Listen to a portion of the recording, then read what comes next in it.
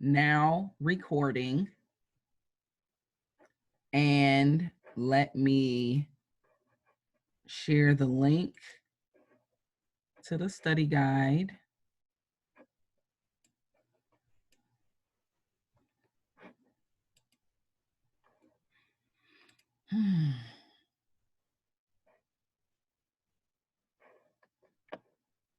Just another tidbit. To my knowledge, the university's withdrawal date has passed, because I believe that date was the 4th. I haven't received anything that they, kind of pushed that back. So that being said, if you are watching this video, that means you are now responsible for making sure that you pass. So this week, I will start to message people about things that are missing, just as a kind of, like a kind of, hey, just checking on people, making sure people are still here, making sure people are still with us. Because like I said, we've kind of reached that withdrawal date point. So at this point, if you're in the class, you're in the class. So we have to kind of work out the best way to make sure, that you get the grade that you want, and also that the grade that you deserve. So I've been kind of thinking about some different things. I know that some students relied heavily on the book. And if you didn't buy it, you were utilizing the book you would get it from the library. But then, it was brought to my attention that the library has been closed. So, I'm probably going to throw something out there, and I'm thinking maybe if people don't necessarily have the book, but you can't afford to just not do the quizzes, because that's 100 points every single week. So you can't afford to do that. I may come up with something where like you may have to write maybe like a paper or something where you summarize that portion of the developmental period. So like case in point, like for this week, you would basically type up a paper about young adulthood.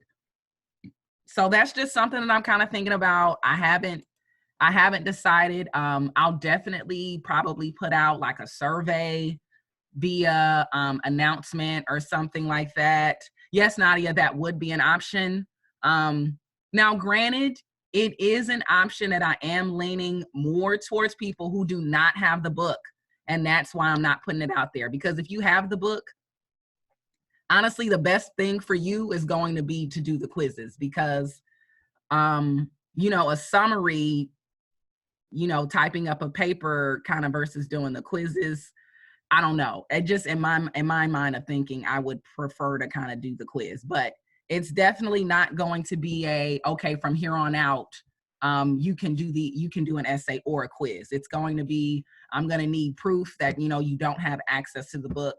And up to this point, I've really only heard from one person that told me that they got their book from the library, but I did want to mention it in case, if someone else is in that predicament, kind of reach out to me and I can work something out, because I don't want students to fail because they don't have access to the book, because they can't go to the library. So I'm still thinking about that. I'll probably make a decision by tomorrow, because tomorrow's Wednesday. It's like a good midday in the week. And if you're a student that does not have access to the book because you primarily got it from the library, like I said, I've heard from one person up to this point. If you are in that boat, kind of reach out to me and I will do individual plans to make sure that students are successful. That being said, all other assignments, you do not need to do the book. You can definitely still do those assignments without the book. So like your lesson plan, if you want to do the extra credit human development activity, that does not necessarily require the book. So if you don't have the book, you can definitely still be successful in this class. And that's kind of the message that I want to put across. Now, with that being said, it's April 7th. Don't email me May 5th talking about I don't have the book. I can't do nothing for you then. It's May 5th. So if you're in this boat and you're finding out that the university hasn't worked out a system with the library, reach out to me, preferably this week. I would say this week is the week that you definitely want to reach out, because I know finals week is definitely coming up. I think finals week is like that first week of May. So we're already, kind of 3 weeks left. Okay, so that was a lot of housekeeping, but I felt like that was important. So now I'm going to share the study guide. And then also, like I said last week, I'm going to start going through the quiz questions. So I'll do that at the end.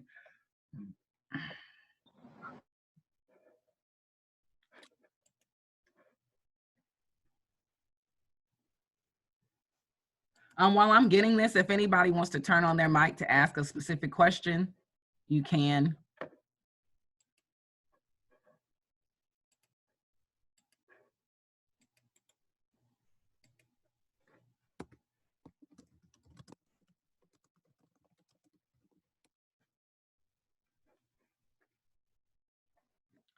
Okay, I put the study guide in the chat box, so you should be able to see it.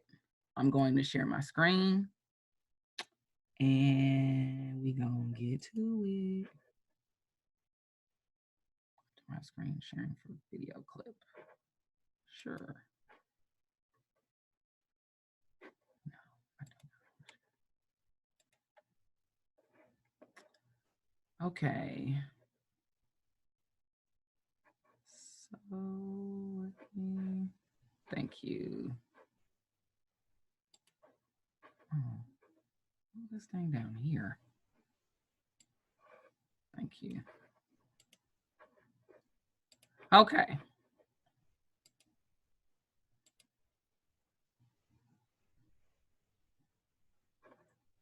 All right. And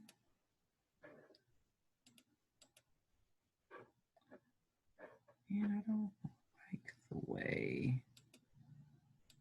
I can't see anything. Okay.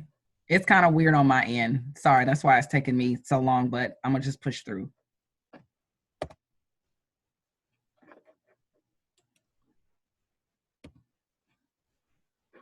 Yeah, because for whatever reason, it's like I'm not in here. Optimize share. Oh, no, that's why. Okay.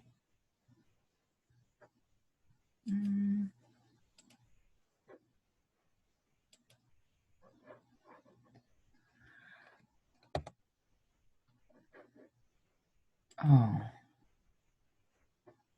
Okay, here we go, finally. All right, so chapter 12, it's going to open up talking about some different perspectives on adult development. At this stage, it's going to really kind of challenge our thinking in terms of what does it mean to be an adult, and kind of moving past that blanket idea that, okay, once you're a certain age, you're an adult. So that's what they're going to talk about there on the perspectives. And then down at the bottom, when it talks about the general physical development, they're going to spend more time talking about the importance of health.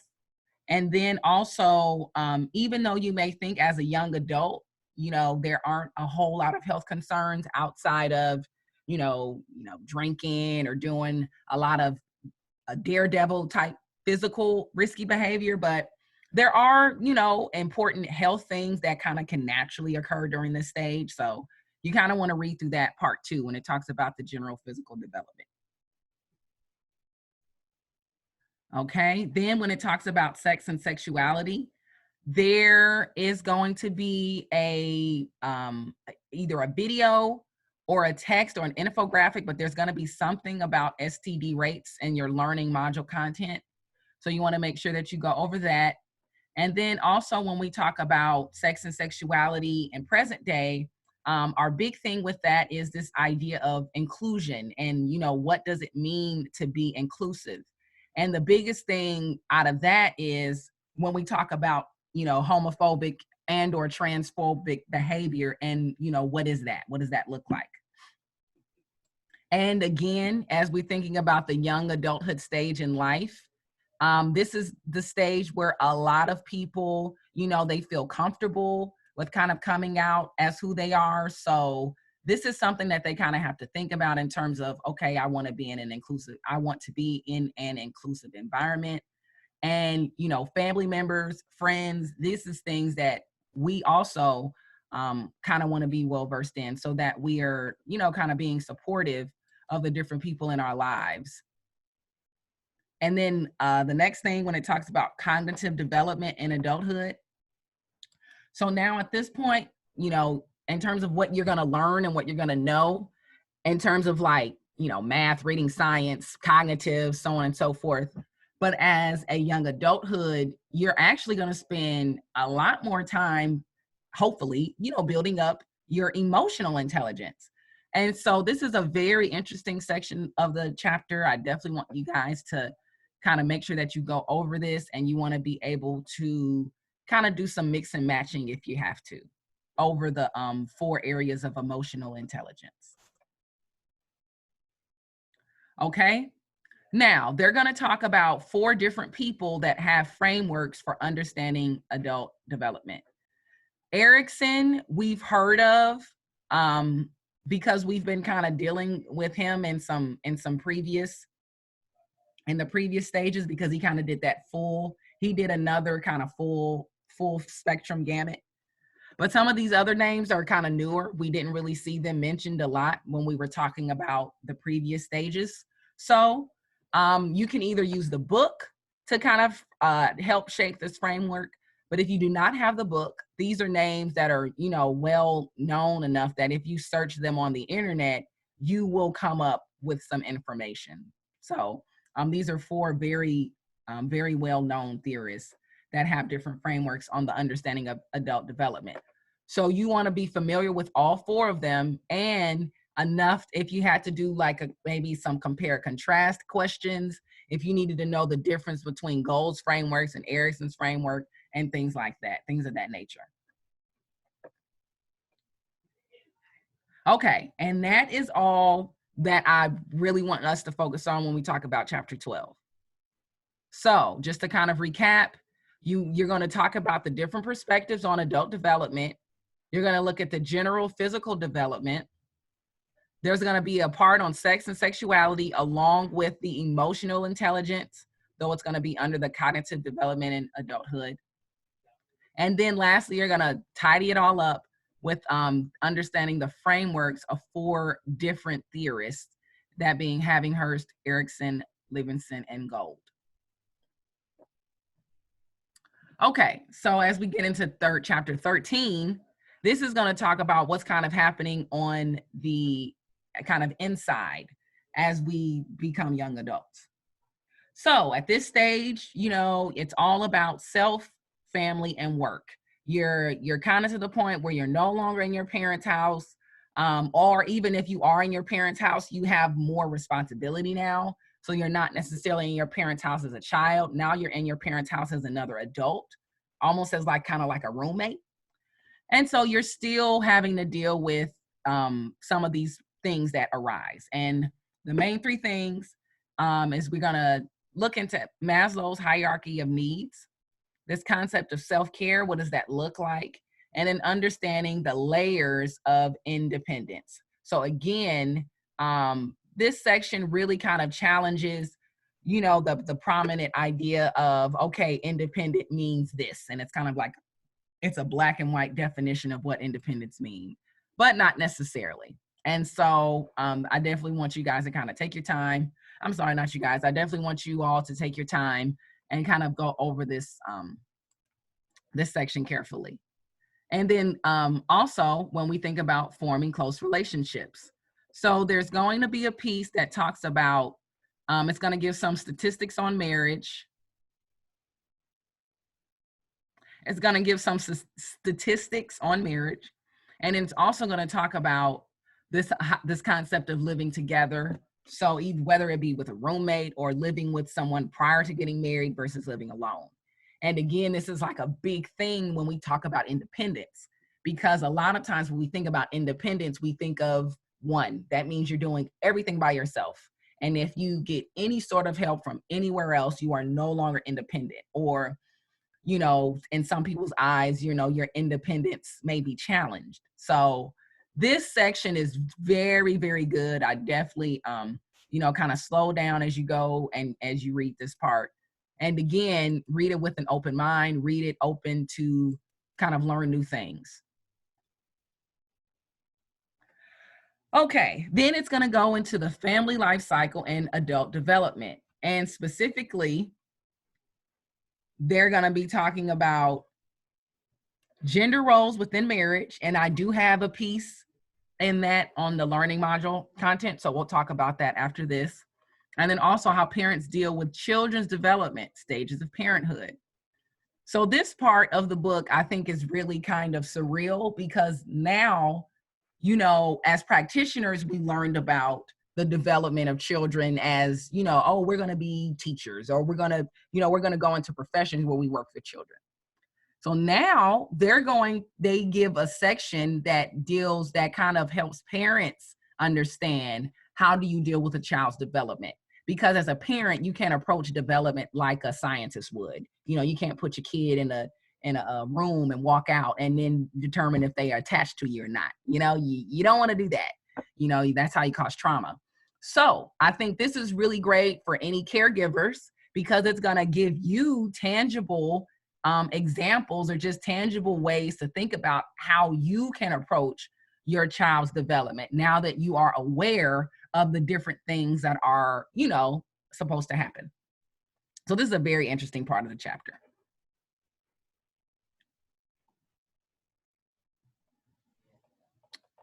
Okay, and that's it. All right, so now I've gone through this. Everybody should have access to the study guide. If you don't, I will post it like I always do in the module. So now what I'm going to do is I'm going to stop sharing my screen. And now I'm going to go into the portion where I kind of call out some of the questions from the quiz. And I'm sorry, I'm not calling out the questions, but I'm just going to kind of give you a hint over which questions deal with which chapter.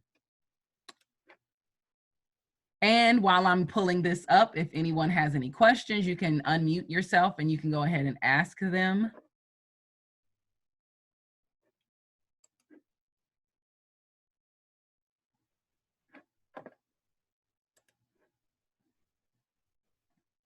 Okay. And it sounds like no. Okay, so if you want to have like paper, pencil or something, and I mean, I am recording this part, so you can just kind of go back and I'll kind of put, oh, I wish it had a timestamp because then I can put around the time when I'm doing this, but I can't see. So we'll deal with it later. Okay, so these are all the questions that deal with chapter 12. Again, these are all the questions that deal with chapter 12. There's going to be a question that talks about the components of age. There's going to be a test about like drugs. There's going to be a question about managing emotions. And then there's going to be a question about where you have to kind of give an opinion about your own experiences as it pertains to a specific theorist. So like on the study guide, I said there's going to be 4 theorists that you definitely want to know. On one of them, I'm going to ask you to specifically give your opinion as it relates to something about that. So with chapter 12, components of age, there's going to be a question about the components of age. There's going to be a question about drugs and drinking. There's going to be a question about managing emotions. And then there's going to be a question about a specific theorist, and I want your opinion.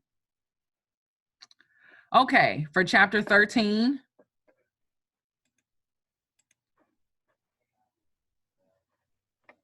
For chapter 13, there's going to be a question about Maslow's hierarchy of needs. In chapter 13, there's also going to be some statistics on cohabitating before marriage. There's going to be a question about parents and their child's development. There's going to be a question about work roles. And so for this particular question, it's going to say, what evidence can you cite? So I want to talk about what evidence looks like. So evidence, generally speaking, when you're a researcher and you write research paper, when someone's asking you for evidence, your personal experience does not count as evidence. Now, that being said, as it pertains to this specific question, I want to welcome personal experiences. However, you have to find evidence that your personal experience is not an anomaly, which basically means it's not like a one-on-one situation, because you don't want to make generalities based on your specific experience if it's so narrow that it doesn't include lots of other people. So when it's going to say cite evidence, if you cite your personal experience as evidence, you're going to also need to cite something else that backs up your personal experience, even if it's someone else's personal experience. But it can't be, oh, well, for me, I do this, and then that's it. You got to do something where you kind of make connections. Now, like I said, if you're writing a paper, you never, ever, ever cite personal experiences, but just for the sake of this quiz, I'm going to let y'all make it. And if you want to cite your personal experiences as evidence, you can. You just need to back up that with something else. So that can be an article, that can be something you watched, something in the book. It can be other people that that go through similar things, but just something like that. Okay, and then there is going to be a question about childcare. There's also going to be an extra credit question on here it's gonna pertain to the learning module content, and it's talking about a TED Talk. And then there's also another learning module content that talks about when life meets work. Okay, I'm recording it, so if you missed anything I just said, you can pause, rewind, and go back over it. Okay, so now we're gonna get into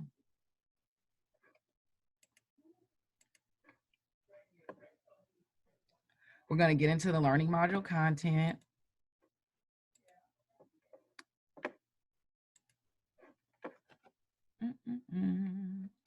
All right, this is week 13.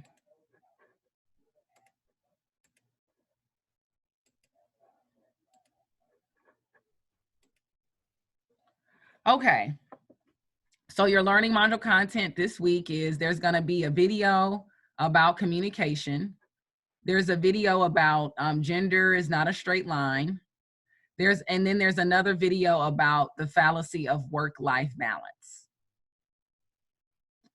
So these are going to be the 3 different things that you talk about. And so for your discussion board post, it's going to be just like last week, where you focus on one thing and then you comment on somebody who focused on another. And again, I think Amy was the last one from last week who did it, but perfect. She put the video, she put the title, and then boom, she responded to that. Now, let's see, Nadia. Okay, so Nadia, good job, Nadia. Nadia commented on the video about communication ruining your relationships. So she commented on Amy because Amy did something different. Nadia would get 10 perfect points because that's exactly what I'm asking you to do. Okay, and that's pretty much it. So I'm going to hang back. If anybody has any specific questions that you think would benefit the entire group, you can go ahead and ask them. Even if you have like a specific question for me, you can hang back and ask. But as for right now, class is over. Again, if you are a student that is in a situation where you do not have access to the book because either you were borrowing it from a friend or you were working with a friend or something like that, please contact me this week so we can kind of figure out a plan for your quizzes. If you have the book, take the quizzes. Ignore what I'm saying. Okay, that was harsh, but I don't want any confusion on that part. Okay, let me go. Stop sharing.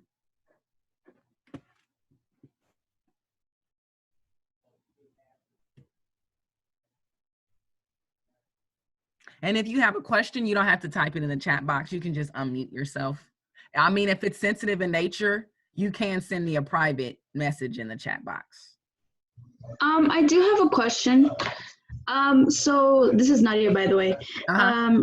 The last lesson plan that we did, which was the one that was over a roundtable discussion and stuff. Mm-hmm. It was supposed to be over an international event or something that happened nationwide, right?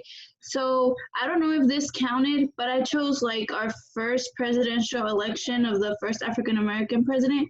Would that have been? Okay. Yes. Barack Obama was an international event. Yes, hands down. Okay, this meeting will end in 10 minutes. Just letting you guys know, this meeting will end in 10 minutes. So if you have a question, go ahead and ask now.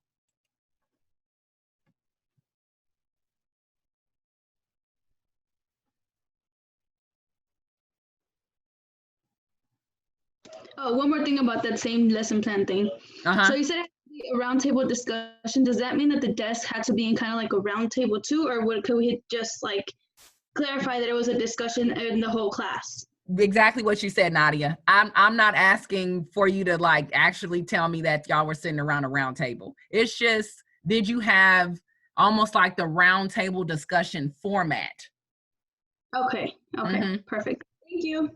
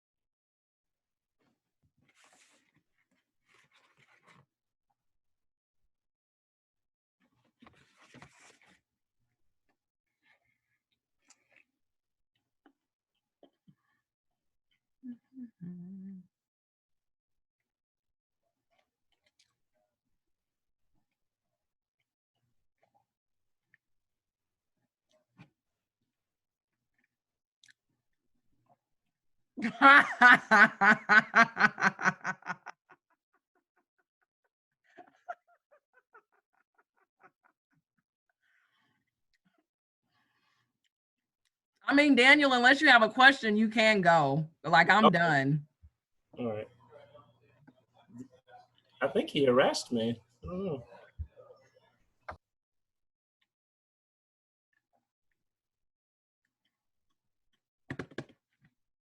And you didn't miss much. In the beginning, I just went over the chapters like I always do.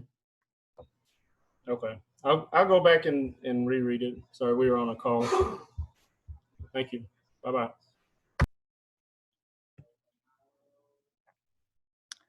Okay. I think I am going to end the meeting because I think most of the people in here don't know that they're still in here.